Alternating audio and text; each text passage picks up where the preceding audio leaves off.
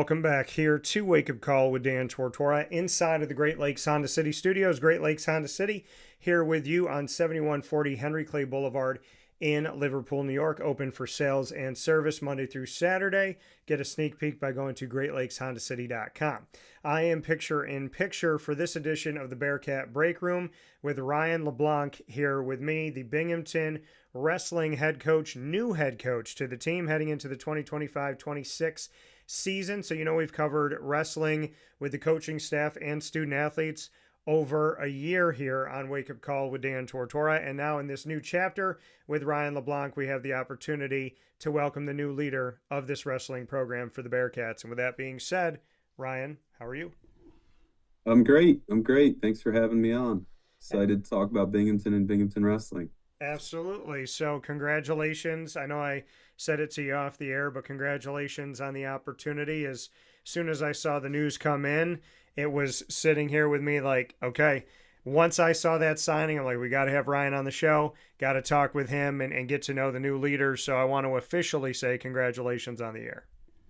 Awesome. Thank you. Of course. Thank you so So much. Ryan, bring me into it. Let's go all the way back for you in the wrestling world. What drew you to wrestling in the beginning? How old were you, and what ultimately brought you into this world? Yeah, it was not a conscious choice. Okay. I grew up in a wrestling family. My dad was a wrestling coach, and I had two older brothers. And so, before I could walk, we had a wrestling room in our garage, and so I was on the mat from day one.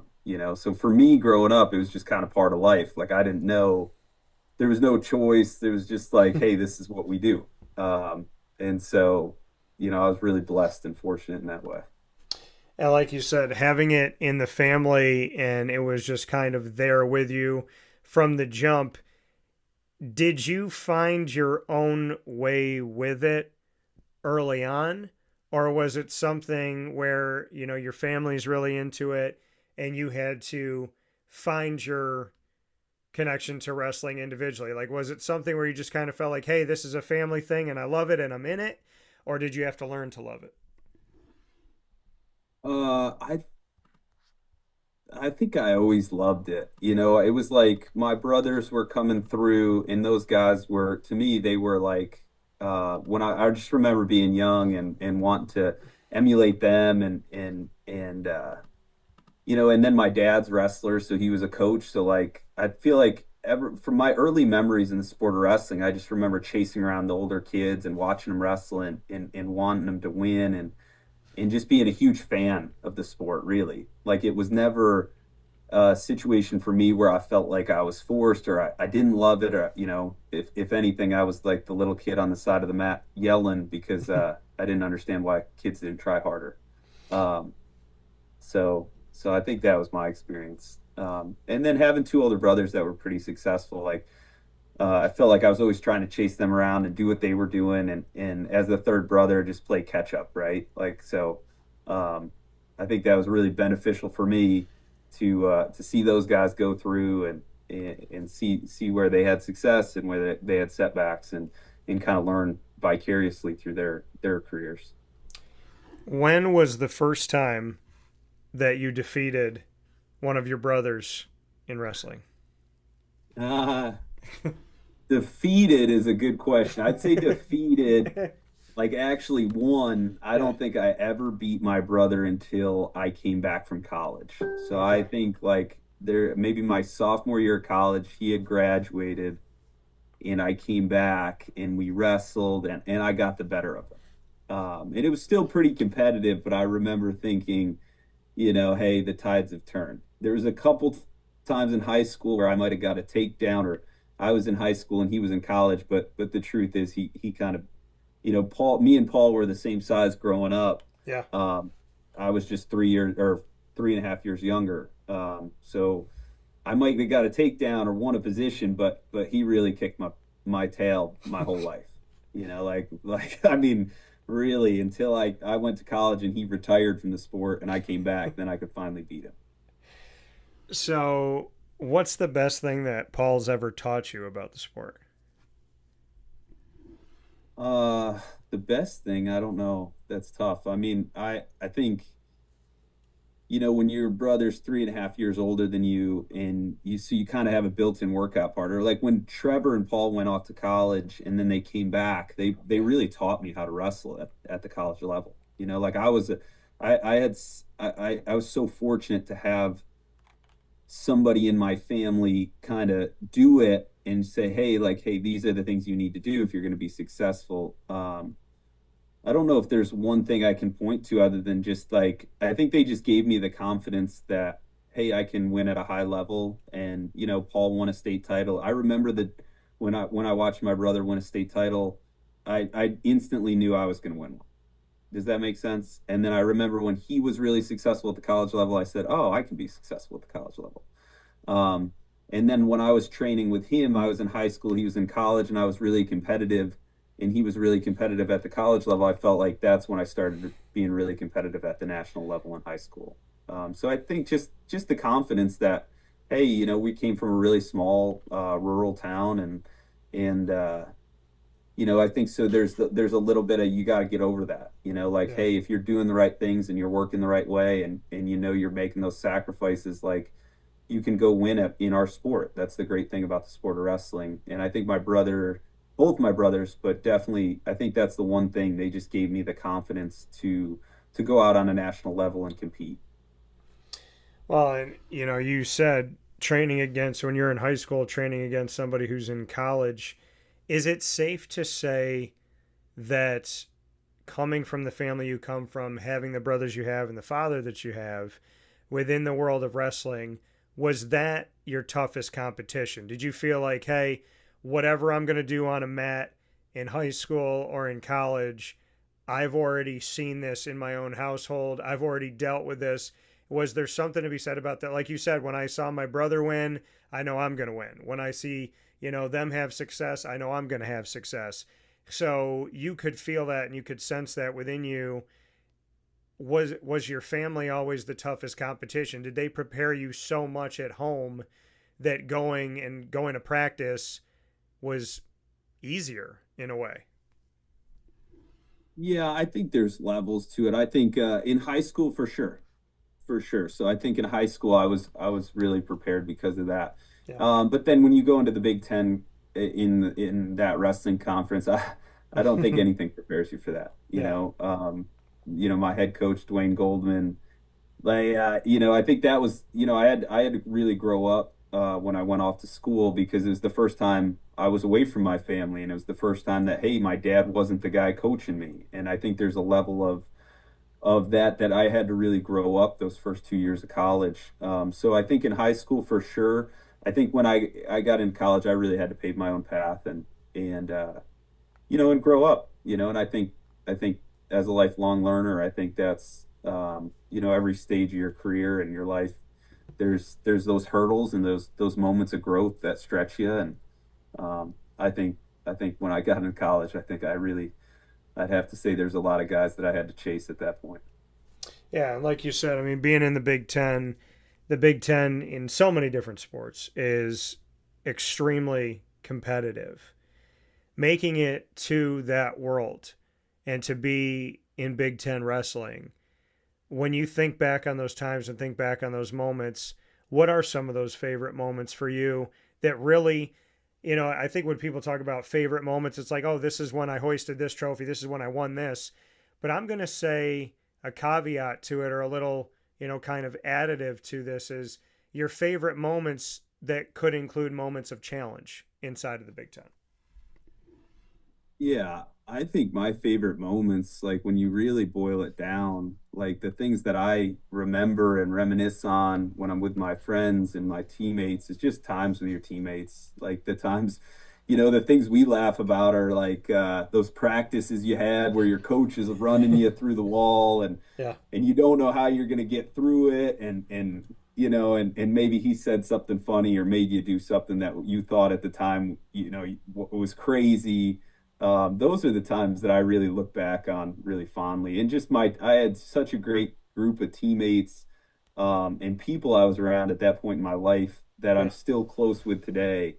And so I think just traveling and going on the road and being around your teammates, and I had such a good group of coaches too. Like Dwayne Goldman was such a good mentor, and father figure to us. And he just did things the right way. And he was a really good family man. And, and Nick Simmons and Joe Dubuque and Pat DeGane. Like I have such good memories of the people that I was surrounded by. And I think that's what I look back. I don't really, I loved the rivalries, like the Purdue duels and the Big Ten tournament is really special. Those teams take a ton of pride in it. And so like being able to be part of that and feel that, um, I loved it. I loved it was my dream and being able to live that out, I look back on it super fondly. But I think really when it boils down, I just think the people I was with in those times, that was my favorite part of it. Yeah, like you said, the camaraderie, the connection, and I mean, obviously, you've mentioned your coach multiple times, and that impact in that mentorship. When you go back to your coach, when you go back collegiately, is there a message or two that resonates with you that you just felt like, hey, not just in wrestling, but I'm going to hold on to this in my life. I'm going to really take this from you, coach, and I'm going to make sure that this is a mantra for me. Maybe I'll put it on the wall. Maybe I'll write a sticky note and keep it on my dresser. Is there something that has lasted? Because I hear you echo your coach throughout our conversation so far collegiately, and now you're, a collegiate coach at Binghamton looking to help the Bearcats have these moments. So when you go back to mentorship, is there something that sticks out? Yeah, yeah. I think there's some things that stick out from different phases of my career. Like when you say that, there's a couple things. Like with Dwayne, I think he just, I just really respected the person he was off the mat. Like his family traveled with us. He had a really great. He was super intense. The guy wrestled at Iowa, and he was an intense competitor, and but he was just a great human being off the mat. And I remember just being like, just seeing that, like looking back at that now at 35 and being in his situation, like I just have such a tremendous amount of respect for the way he lived his life and the way he treated his kids and the way he treated his family and the kids in his program. Yeah. Um, so that really has always lasted with me. And I think that's something that, I strive to be in my personal life. Um, and then mantras, things like that I've taken with. I had a mentor at App State. John Mark Bentley was, one of the coaches that I was really, really fortunate to be under. But things like, delayed gratification, hard work and sacrifice, um, things I learned from him. When you think about mantras and things I'd put on the wall, a lot of those things I probably picked up from John Mark. Yeah, and in your coaching time, when you look at where you've been and where you're coming from here with Ryan LeBlanc here to celebrate the fact that you are the Binghamton Bearcats Wrestling head coach here as we step toward the future. We've seen success with this program, and as we step into 2025-26, looking to continue that. Before coming to Binghamton, you were at the Citadel, and when we go and look at that time at the Citadel, 2020, right? A year that will live on forever in history. When you came into the Citadel, and we're talking right around COVID time, right? You had 5 seasons in charge of the Bulldogs there, helped the program by leading them to 41 dual victories, including a school record 14 of those dual victories coming in 2023-24. 22 duels against the Southern Conference opponents during that span of time, with the Bulldogs winning 6 league duels in each of their last two seasons.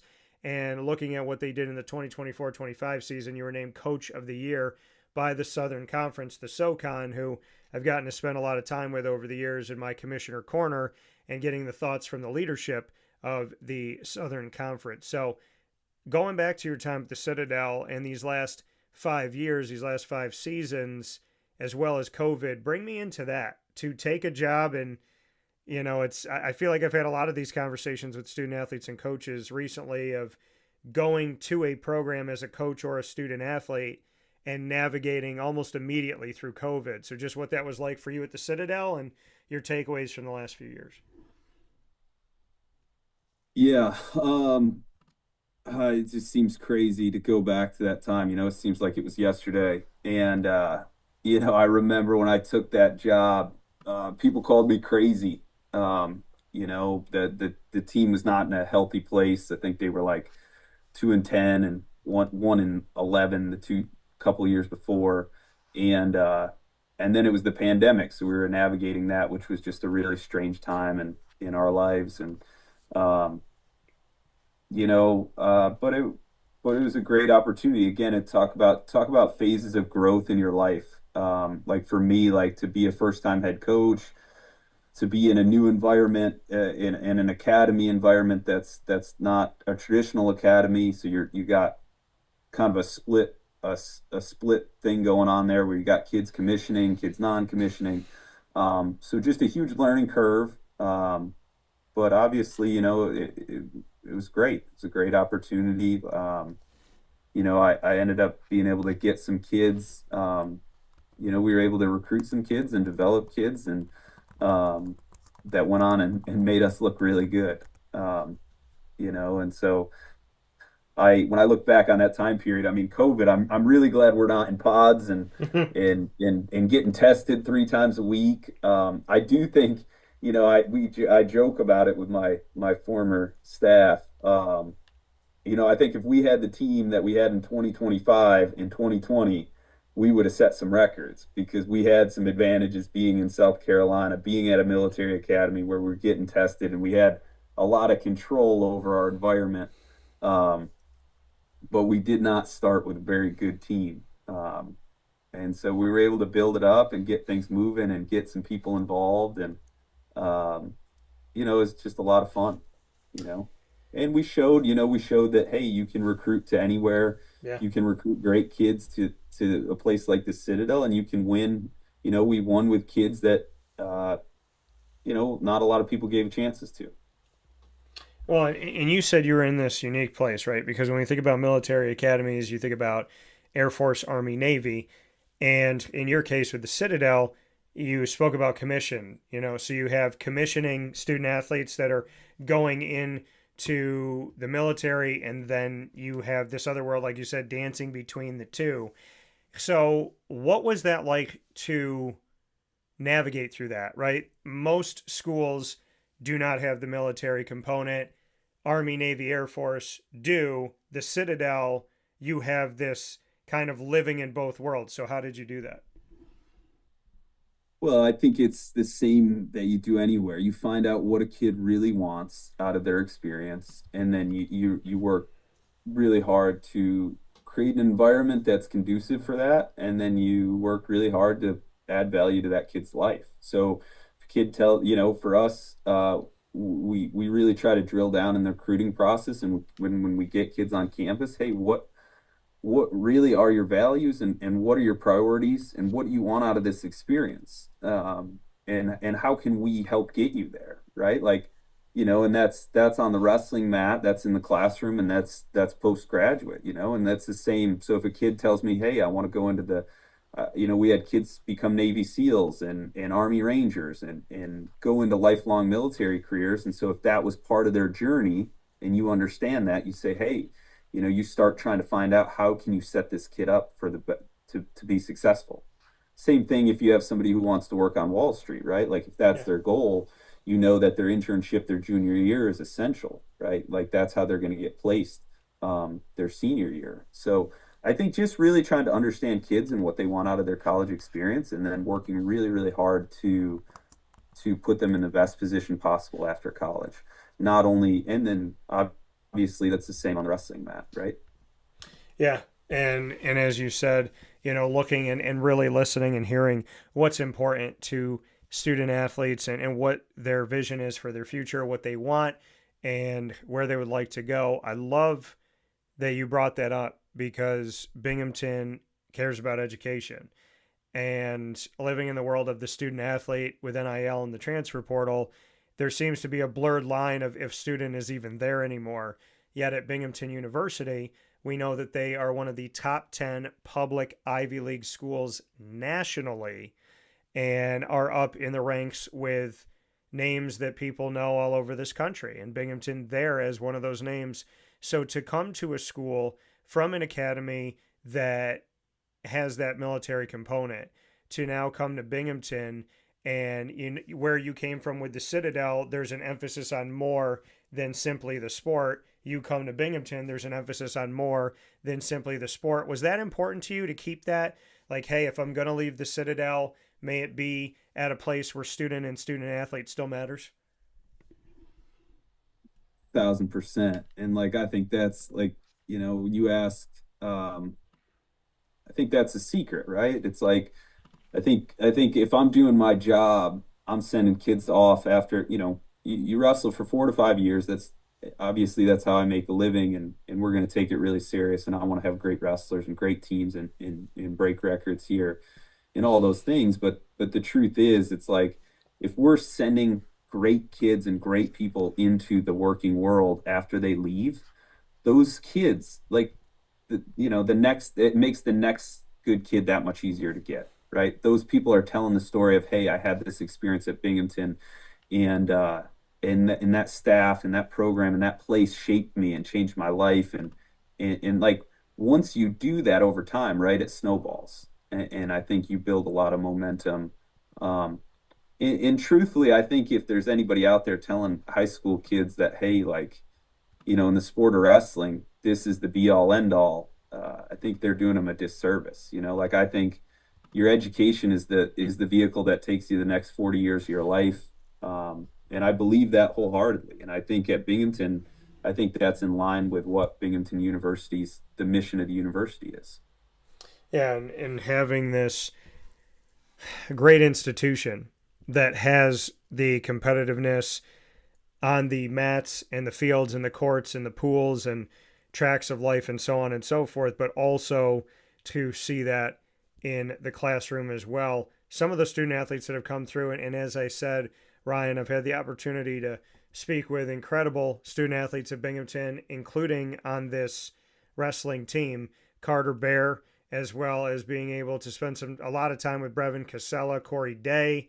And, so I feel spoiled as I look through this recent history, and Carson Wagner as well, that have been a part of this program. When you look at where Binghamton has been, and you look at some of those components and pieces that are returning, student athletes that are returning, what can you say to that effect? Like, how much research did you do coming in to see what these guys were doing to not only help the team of Binghamton, but individually to be moving forward in the postseason and to have their success in the postseason, the Corey Days and the Brevin Casellas and so on and so forth?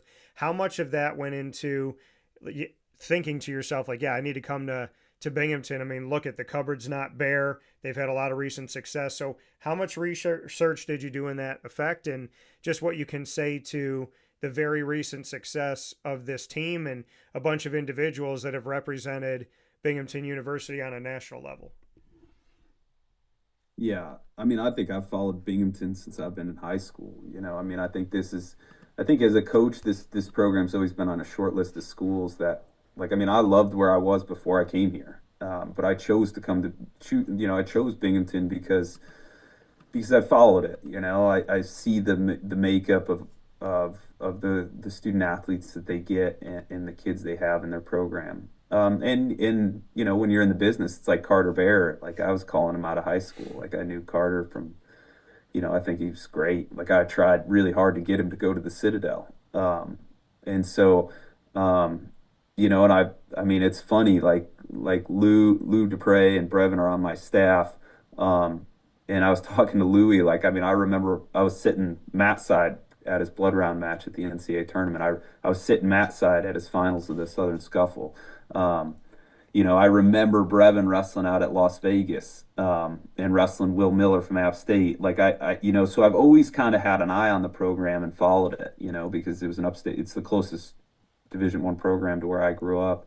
And so I think, I don't think I needed to do a lot of research, because I think I was always subconsciously following Binghamton wrestling a little bit, if that makes sense. Yeah, and you brought up two guys that are a part of the staff as assistants that have come through as student athletes, like you said, Lou Dupre and Brevin Casella.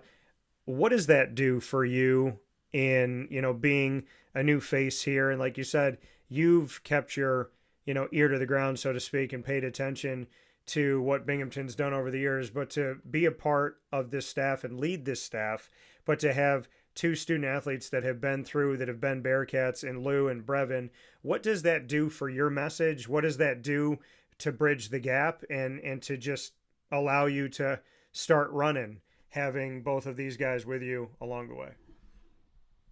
Yeah, it's huge. It's been really really helpful. Having two guys who came here, wrestled here, are very familiar with Binghamton. Obviously, any transition, there's a learning curve of the university of things like that. So these guys staying on and staying loyal to the program and being able to have recruits on campus right away and have guys who, it's one thing. Obviously, I can talk about coaching philosophy and hey, this is what we're going to do. These are our values, and these are the things that this is how we're gonna coach you, and here's some things of the way we're gonna make you successful. But these guys can show them, hey, this is where your classes are going to be. This is where Yeah. this is where we live, right? This is how, knowing the ins and outs of the campus. They gave me a campus tour 2 weeks ago when I first got here. So things like that just make the transition much easier and allow us to get into operating right away. And then I can't thank those guys enough. Those guys, they ran the entire summer training in the month of July. They took the guys to U23s, and at the end of June, they ran the preseason until I could get here. Those two have been incredibly loyal to Binghamton. They've been incredibly hardworking. They've kept the roster together, and they deserve a ton of credit.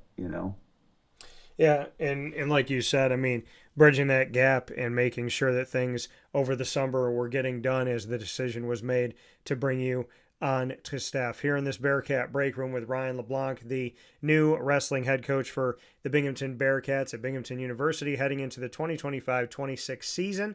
We are here on Wake Up Call with Dan Tortora in this exclusive multimedia marketing partnership with Binghamton University, all inside the Great Lakes Honda City studios. Ryan, before we play rapid fire, where you and I can ask each other questions about any topic in the world, I do want to address something that I find interesting, and I just had a conversation about it recently. I'm going to give you a little backstory in my world of wrestling, and I know it's different when we talk about WWE and WWF back then. God bless you. So I know that we have a little bit of a different world as compared to what we see on the mat. But when I grew up, what I knew wrestling to be was WWF. And my grandfather, my Papa Miller, my dad's dad, he introduced me to it. We watched it together, and we were in the kitchen. My grandmother was cooking. She's got flour everywhere, ingredients all over the countertop, and she's got her back to us. Well, we got a little tiny TV in the kitchen. I'm little. I'm like maybe 5 years old, and I'm sitting there at the chair. My grandfather's behind me, and he's holding on to the back of the chair, and he turns on wrestling, and we're watching it. Well, my grandmother hears it. She goes, "What the heck is all that?" She turns around and she goes, "Ralph, turn that off. He shouldn't be watching that. He shouldn't see all that." She goes, "Get that off the television." And he goes, "All right, Mare, all right." My grandmother turns around. She's cooking. And so I'm waiting for my grandfather to change the channel. And so he's got the channel changer. He picks it up. I'm thinking he's going to turn it off or he's going to change the channel. He hits the volume button. He turns the volume all the way down. My grandmother wasn't paying any attention, and he just went like this to me. And we ended up watching the wrestling match right behind her back by turning it down as opposed to turning it off or turning on another channel. So before we get into what I'm about to ask you, what are your thoughts on that story and my introduction to what I understood as wrestling when I was like 4 or 5 years old? Well, I think it's really funny. I think when I've been in coaching and you hear my story isn't like everybody I've coached, right? So you'd be amazed on how many kids showed up to the first wrestling practice thinking it was WWE, and then being really really surprised when it wasn't. I can think back from my time at Indiana or App or the Citadel, and I'm sure at Binghamton that there's always a kid on the team that literally showed up in eighth grade thinking he was going to go break chairs on kids, and then gets to wrestling practice and is like, this is not what I signed up for. So, in that respect, I think WWE has been really good for the sport of wrestling, and they show, they provided entertainment. I think it sounds like you come from a good family, though, that you were loved and cared about, and sounds like your grandfather pulled a fast one. No, he definitely did. But like you said, that's what you knew wrestling to be. That's all I knew wrestling to be. I knew wrestling to be Jake the Snake, Macho Man, Hulk. There's so many different. The Undertaker, that used to terrify me. But that's what I remember. Jake the Snake was my favorite. Jake the Snake's losing a race. Somebody handed him a bag. He dumped the bag out onto you. There was a snake, and the snake sat on the guy's chest, and he pinned him. And so, I mean, which, by the way, I have no idea how in this planet Earth there was ever a moment where a person could unleash a snake as their prop, and that's how that they would win. And they literally had to tell Jake the Snake to stop bringing the snake after it bit people multiple times. Not the first time, not the fact that it was a live snake, that was fine. Not the fact that it was around people, that was also fine. And not even the fact that it bit somebody once. It was a repeat offender bite that they said, you probably can't have a snake. And nobody else had a snake, which was totally insane. But did you have any of this growing up too? Like you said, people come in eighth grade thinking they're going to be able to break a chair over somebody. Wrestling, that's all I knew was WWF. The name switched to WWE. But that was my world when it came to wrestling until I was exposed to, honestly, not necessarily me seeing somebody on the mat. I went to my cousin Jeff's house, and he was like, we're going to wrestle. He's older than me. He thought he could take me down. And I'm going to tell you this, full disclosure, Ryan, and put a lie detector on my cousin Jeff, and he'll tell you the same. I beat him so many times, he kicked me out of his house. So I would love to get your thoughts of what the juxtaposition between what the world knows as wrestling, like WrestleMania, WrestlePalooza that just happened, and with Triple H and John Cena, versus what you coach, which is like the true essence of wrestling. Yeah, well, I don't have a ton of WWE experience, so I always get a crack out of it because, like I said, my dad wrestled in college. My Yeah. family was in. He had, I think there was eight brothers. They all wrestled. So I didn't even know what WWE was till later. So I was the opposite. And Okay. now I think it's very entertaining. I mean, like the stories like that guy bringing a snake around, and letting it bite people, crack me. That's hilarious. Like how is that? I don't know. I don't know. I think that would be really funny. But I guess I don't have a ton of WWE experience. I've never really, just because I was in folk style wrestling and freestyle wrestling from a young age. I don't think I ever, honestly, I never got into really other sports until I started coaching and being at colleges and going and supporting other head coaches and their programs, and then learning about other sports. Like when I was an athlete, I don't think I ever had time to really become a fan of anything. I was so focused on my sport and what I was doing at that time that I never really became a sports fan until later in life. So maybe WWE is something I should start exploring. See, to be able to answer that question fairly. Well, I will tell you that you and I can have a jam session, and I can get some YouTube videos and bring you back in the day to some of my favorite moments. By the way, many people know this guy just because he's been everywhere and he's now Peacemaker. But John Cena, I got to meet John, talk with John, spend some time with John, and he is my favorite modern day wrestler. And after meeting him, he will always be my favorite. I think it's safe to say, unless somebody else comes along. But I mean, John, meeting him, talking with him, and seeing what type of man he was toward me, definitely I have a lot of respect and a lot of love for John Cena. So basically, whenever anybody faces John Cena, it's John Cena. But I want to go back to the mat for you, playing at Indiana, competing at Indiana, and being in the Big Ten. When you look at Binghamton and you look at the world of wrestling, when we hear college football, people think SEC, Big Ten, ACC, sometimes the Big 12. We talk about basketball, people think about the Big East, sometimes the Big Ten, sometimes the ACC, sometimes the SEC, Gonzaga, who's out west. When you look at the world of wrestling, having wrestled in the Big Ten and now being here with Binghamton and knowing everything about the EIWA and all that comes into this and the pageantry and the connection to the military academies and whatnot, how do you view the world of wrestling as a student athlete that wrestled in the Big Ten to now being a head coach inside of where Binghamton wrestles in the world of the EIWA? Is wrestling a place where you believe that Binghamton hangs with the Big Ten, with an Indiana?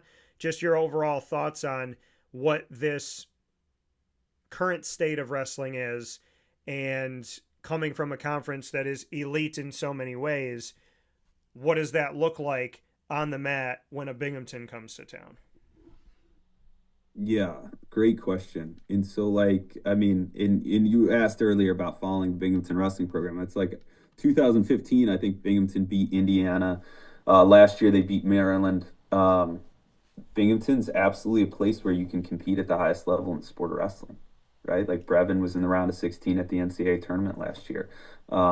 Louis was a two-time All-American at a small mid-major school, and he's beating Big Ten, Big 12 schools in the sport of wrestling. And so, make no mistake, that's part of the appeal of this program. You know, Binghamton hadn't quite hit its stride when I was in high school, but I really think had I graduated a little bit later when they started hitting their stride in 2010, 11, 12, I might have ended up at Binghamton University. You know, like I look back on that, and Binghamton was on my short list. Pat Popolizio was here. He did a home visit with us. In Scott Green was, and Dennis Papadopoulos, and Binghamton was a school that I was like really, really considering. And I was just a little too early. They hadn't really had any. They didn't really have proof of concept, you know. Yeah. And so I think that's the appeal of this job, is I really, really believe that if we do things right and we get the right kids and we can put our arms back around, this Northeast region, we can have all Americans here. We can compete for conference titles, and we can compete against the bigger programs. And in the changing landscape of college athletics, I think Binghamton's positioned in a good place to continue to compete at a high level in the sport of wrestling. Yeah. No, and I'm excited for what's to come. I love that you brought up the Maryland victory. Figured that, that would be something of reference here as we talk about the Big Ten. Right before we jump into rapid fire here in this Bearcat break room with Ryan LeBlanc, you come from Morrisville, New York. Like you said, you could have ended up in Binghamton. If they had caught their stride a little bit sooner, maybe you stay in state. Bring me into growing up in Morrisville, and what, if somebody has never been to Morrisville, New York, what would you say? How would you describe Morrisville when we talk about you being a fellow upstate New Yorker? I don't know. I look back on my time at Morrisville super fondly. It was a super small community. Um, I think I graduated with 64 kids in my graduating class. I still have some of my best friends that I've stayed in touch with, that are all over the country now. I had some great teachers, but I think just being part of a super small community, um, I think that was a great way for me to grow up. I think after high school, I needed to get out and see the world and experience a lot of things. But, I grew up on a small farm right on Route 20. It was a safe place to grow up. There wasn't a lot of trouble to get into. I was a three-sport athlete, and really, like, I lived at the school because that's all that there was. Yeah. And I think for me, I think that really gave me an advantage when I left. I had to, in coming from such a small community, you have to be really resourceful to compete at a high level in athletics. So, like, my family and myself had to make tremendous sacrifices to compete at a high level. And so when I finally got the resources at bigger places, I think I was able to thrive. So when I think about Morrisville, I just think about a super tight knit small community, a great school with great teachers and great people who really cared about their kids. Um, and then it's a small farming community. So being around people who wake up early, I remember waking up and in my dad driving us into morning practices before school started and picking up the dairy farmers' kids and being around people who just, blue collar, hardworking, good people. I think that was a great foundation for me to come from. Yeah. And like you said, when you make the most of what you have and then you get so much more, you already know how to live within these means. So when you're granted so many more resources, you've already become resourceful with not as much as maybe other people had, which says a lot about you, and it says a lot about your preparedness for life and not making excuses. Ryan LeBlanc here with us, Bearcat Breakroom, Binghamton new wrestling head coach heading into the 2025-26 season for the Bearcats. We're on Wake Up Call with Dan Tortora in our exclusive multimedia marketing partnership with Binghamton University. And of course, Wake Up Call is inside of the Great Lakes Honda City studios. Ryan, it's time for you and I to play rapid fire. Any topic, any question, anything goes. Take full advantage of this because coaches never are allowed to ask questions. So on this show, we changed the game. We've done it for years, and I'll defer to you first. We'll go back and forth. You got the first question. What is it? The first question is, I guess so I'm commuting a little bit right now. We just closed on a house and I've been knocking down some of the old audiobooks that I've listened to over the years, but I'm looking for some new ones. So is there any books that you say, hey, this book changed the way I thought about the world or my life or my working career? Any good book recommendations? The Holy Bible. Okay. I don't think that there is I know that there's not a better book to give you advice.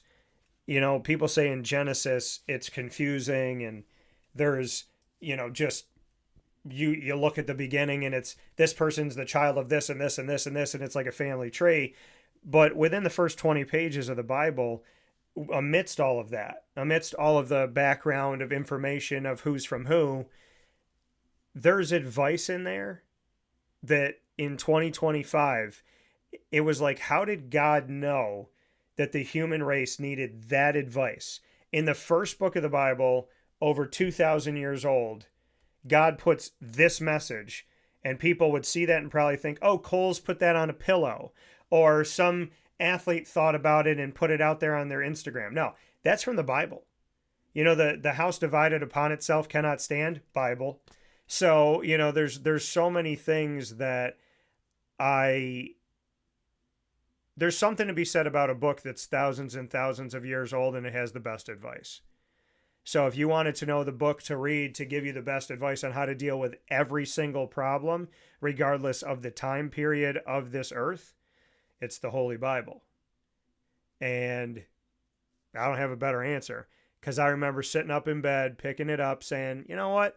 Let me start reading. Let me get into it a little bit more. And I got to like page 20 and I looked down there in the corner and I went, how the heck did he know I needed to hear that when this thing was written that long ago? So that's what I would say.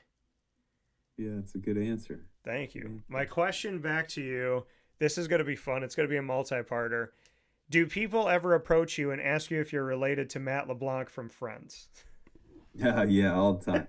And yeah, probably, yeah, all the time. And I have a cousin, Matt. So when I was in high school, I used to say yes, but which is misleading.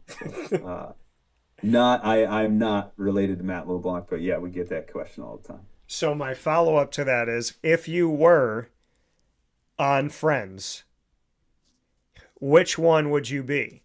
Between Ross, Joey, and Chandler, which one fits your personality and why?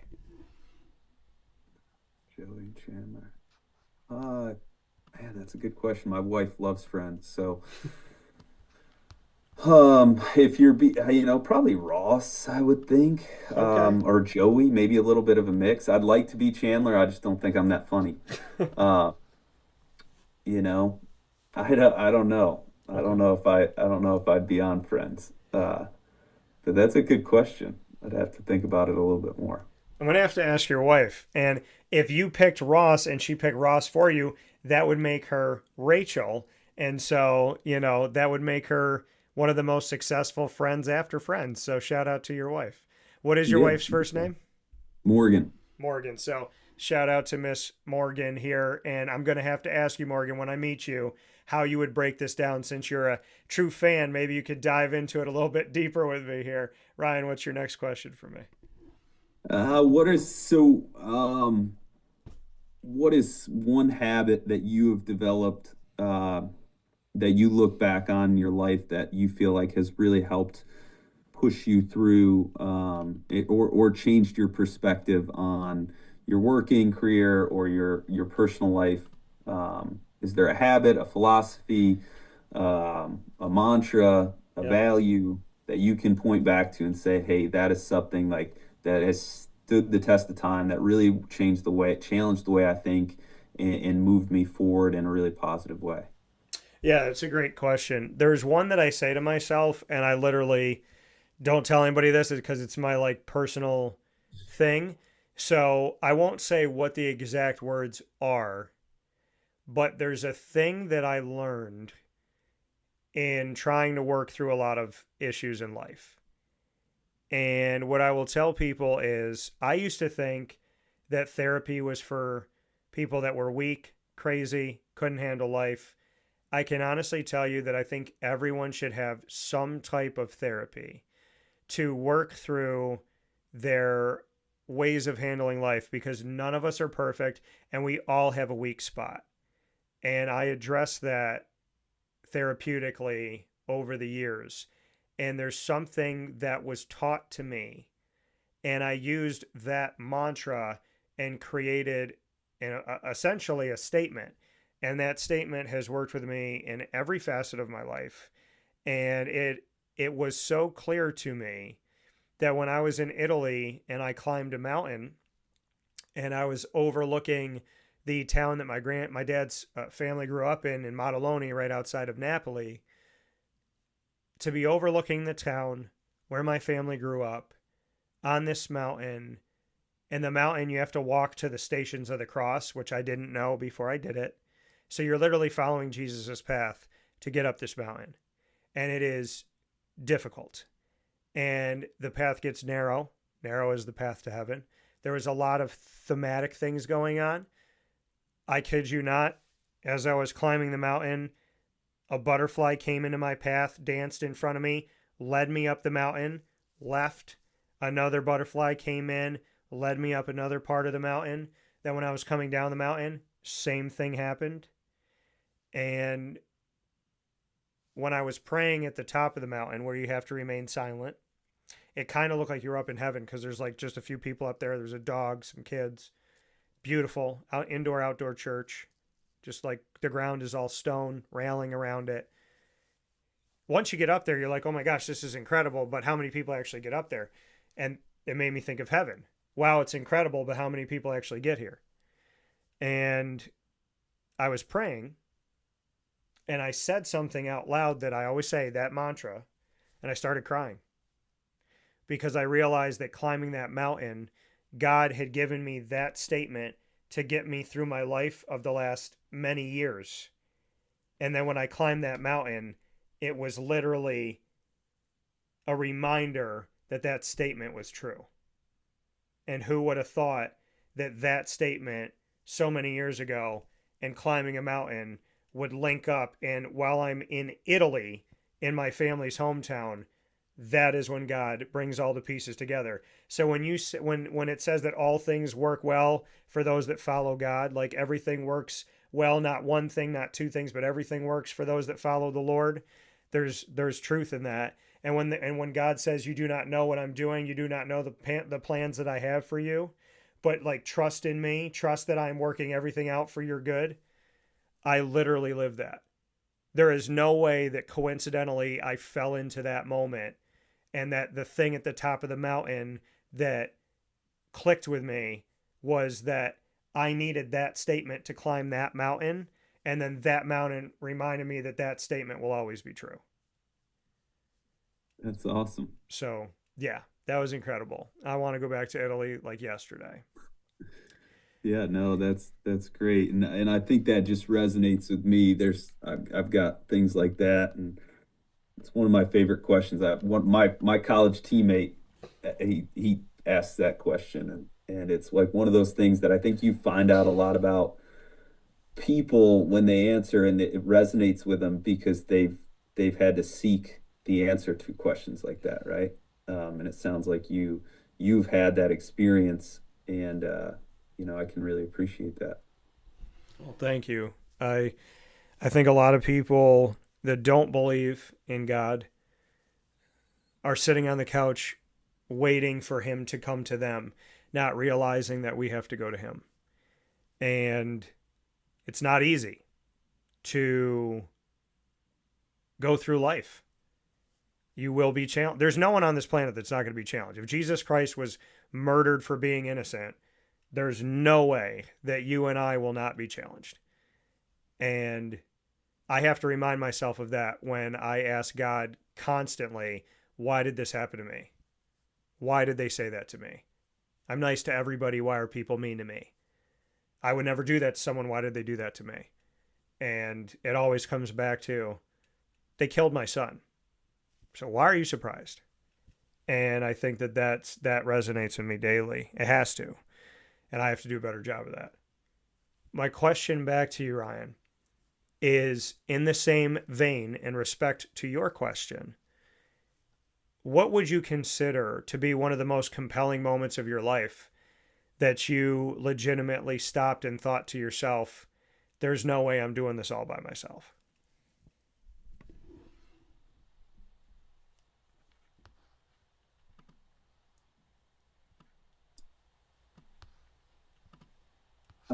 I think I look back at any major change, right? Like I think I've been thinking about that recently a lot with this decision to come to Binghamton.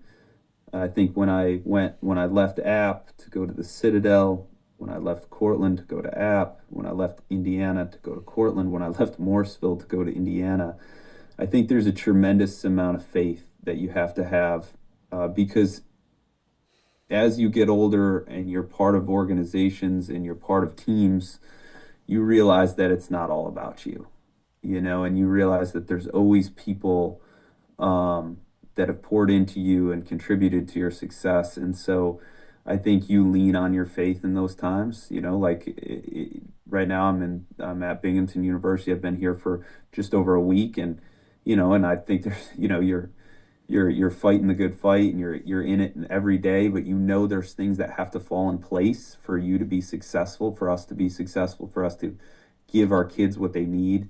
And so I think, one of our core values of beliefs, things that I talk with on our team is faith over fear. And I think I lean on that heavily in these transitional moments. And when I look back, I think about like we talk about being stretched and growing. All those transition periods that I just mentioned were huge growing stretches for me individually. And that's where you have to have faith. I think you have to have faith.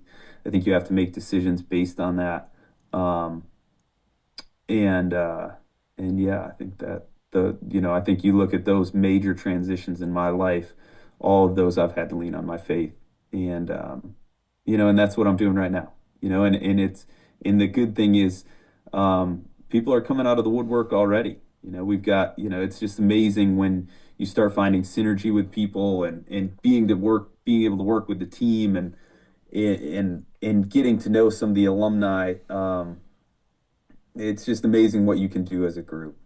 And so that's what I'm working towards every day, right now with the Binghamton Wrestling program, and what we're going to try to do and try to accomplish is build a community of people because, just like you said, it doesn't, you can't do it alone. You can't do it alone. So, Yeah. And that is a prayer that is in my bedroom. May your faith be greater than your fear. Final question that you have for me, Ryan. I guess, what, if you had a crystal ball, what would you think what do you think one of the major two, I guess you could take it two ways. What's a trend you see in college athletics today that you think will continue that's really important for athletic departments and coaches to understand and realize? Or if you had a crystal ball, what's one thing you'd change in college athletics? So two questions you can only answer you can answer one if you don't want to answer the other. Well, I can actually answer both by answering one. The thing that I don't like is the wild horses with no fence transfer portal. And for the most part, name, image, and likeness. They claim to have rules. I don't see them. Tampering's a normal thing. I talk to head coaches. I talk to athletic directors. I have people telling me things while they're happening. And so I would say to you, to answer both of your questions, a trend I don't like is that there's no parameters around name, image, and likeness or the transfer portal. They can pretend that there is. They can say that, you can opt in and you spend this much. And yeah, there's a cap or there's a minimum, right? Or there's a cap. You have some type of salary cap now, but there's ways around that. There's ways around the transfer portal. There's ways around tampering. And, I mean, you could shake hands with a guy at the end of the game and whisper in his ear, hey, great game, call me in 3 weeks. So who stops anybody from that? And if those two people don't say it, nobody else heard it, did it happen? It's the whole tree falls in the forest thing. Nobody's there. It's where you have to ask people to be personally responsible and not just hope that nobody heard them. So the thing I don't like is no fence around the horses. I'm not saying you can't transfer, because there are situations when you can. And I'm not saying that you shouldn't get money from the NCAA that claims to be a nonprofit that makes billions of dollars. So there's something to be had there in the bones of it. They just put the body together wrong. It's kind of like they put the arm on the forehead and they put the leg coming out of the armpit. They got the parts, they just didn't put the body together correctly. And to answer your second question by answering the first question of what I think is important here, or what I like, it goes back to the transfer portal and NIL. Now more than ever, not that you should have ever done this, but you can't lie. You can't lie. If you're a head coach and you lie, they will leave. If you say, hey, you sign with me and you will start, you will play as a freshman, you'll be out there. And they don't, they're not going to stay. People ask me, what is the thing when everybody thinks they're a broadcaster now at social media? How do you, with so many outlets, stay afloat? How do you, in a world where everybody's trying to break a story, stay competitive? And I say, well, there's two types of people: relational, transactional. I'm a relationship-based human being. I believe in the value of building a relationship, not pretending to have a relationship in order to get a story. Most of the media that I experience does not care how they make you feel, how they affect your family, if they tell the truth, what it does to you, what it does to your livelihood, and what it does to your reputation. Most of what I experience in the media is be first,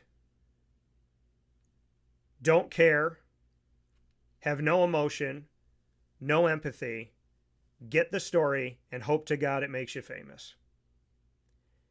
That media is disgusting to me. And they forget that this microphone does not come without the incredible amount of responsibility. I think in America right now today, Ryan, we have never been at a more heightened time where anyone that has a microphone, a voice, and a platform can control people. We live in a world where what you say and do on a microphone to your audience can have long-lasting positive or negative effects. Lies can become truth. Truth can become manipulated. I lived in a world where we presented the facts in the media and you formed an opinion. Now there's people in the media that give you opinions, state that they're facts, and tell you that they're the truth and not to look anything else up. You cannot do the opposite. It's a fact, let people form an opinion, not make an opinion a fact and force it upon people. And I think being a relationship based person, I now know, and I've always known, that the only way to make it as college athletics continues to change, the only way to live through everything that's affecting, the only way to be in the eye of the storm of chaos that is collegiate athletics is to be an honest, caring, consistent, faithful person. If you don't bring that to the table, you will lose your student athletes. Because some are going to leave because they want to leave and somebody offered them money and somebody lied to them and rubbed their shoulders the right way. But when push comes to shove, we all have a conscience. And a lot of us have a faith. And I would love it if we all did. And that inside of us, coach told me the truth. Coach is trying to tell me what I want to hear. There will be kids that will lean on a coach that doesn't have the money or the resources, but has always told them the truth. And so I think, to answer both of your questions, where we are right now and where we go from here has to do with the one thing it always had to do with. Do you care about a relationship and about the future of the kids you train and teach? Or are you just in it for the short term, looking to make as much off of those kids as you can? If you treat them like an ATM, you will fail. And we've already seen the ATMs fail. If you treat children with the utmost respect and you actually tell the truth to them and their families, you will never fail as a coach, even if you lose. That's what I think. Yeah, I think it's really well said. And I think we talked about faith a lot, and it's like you got to have faith that there's kids out there. And I'm a firm believer that even in 2025, there are kids and families out there that are great human beings and people, and will stick by you. And I've had kids in my coaching career that could have left and stayed, and I've had kids leave. But when you look at those, I think that's going to be one of the biggest challenges for us to move this program forward, is to really dig in and find those families and those kids that make decisions based on their values and their principles. And then I think in 2025, I think as a coach, you got to believe kids can still work hard. I think we get caught up in thinking that things have changed so much, but I really believe there's great people out there, there's great kids out there, and great families. And if we can tap into those, then we'll be successful. So I couldn't agree with you more. I think what you just said is truthful and about spot on. Well, I appreciate that, and I'm happy that you value that, because we need leaders that do. My final question for you, Ryan: if you took over my show tomorrow morning and it was Wake Up Call with Ryan LeBlanc, who would be the three guests? And they could be living, or they could be people that have passed away, or a mix of both. They could be anybody. It doesn't have to be sports. Who would you have on Wake Up Call with Ryan LeBlanc? Oof, oof. Uh, John Wooden. I'd love to pick John Wooden's brain. Probably John Smith. I think having a conversation with John Smith, one of the legends in our sport, one of the legendary coaches who just retired. John Wooden's legendary coach, huge fan, read his book, studied his philosophies. So to try to sit with those two and pick their brains, those two, three, this is tough.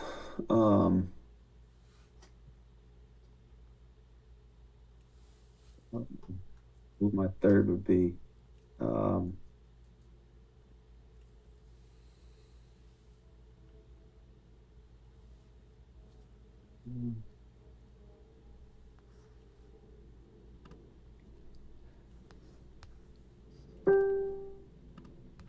Maybe Bill Zadek, the head of USA Wrestling. Okay. For me, like, I think he's probably at the forefront of of what's going on at the international level. Um, I'd love to really dive into the trends in wrestling and what he's seen, and he's been able to turn around the USA wrestling team and have a tremendous amount of success. And so, selfishly, I'd love to pick his brain and live in his mind for a day. Love it. I think that'd be great. That'd be great. I'd watch it. So, with that being said, the Bearcat Breakroom proudly presented inside of our exclusive multimedia marketing partnership with Binghamton University here on Wake Up Call with Dan Tortora inside the Great Lakes Honda City Studios. Ryan LeBlanc here on the heels of him becoming the new head coach of the wrestling program for the Binghamton Bearcats as we head into 2025-26. Ryan, I cannot thank you enough. We've sat here for over an hour, and I feel like we're like 4 questions in. This has been a very empowering conversation, multi-layered, multifaceted, and has only made me want to pick your brain more. So I look forward to getting to see you in person, and I'm very happy with the leadership's decision to bring you in to Binghamton, and I can't wait to see what you're going to do with these student athletes and your staff. Awesome. Yeah, I feel the same way. You've got my brain working. And so yeah, no, thank you so much. Thank you so much for what you do for Binghamton Athletics and Binghamton Wrestling, and for giving us this platform and taking the time to support our wrestling program here on campus. Yeah, well, it's my absolute pleasure. I appreciate it, and I look forward to talking with you soon. All right, thank you.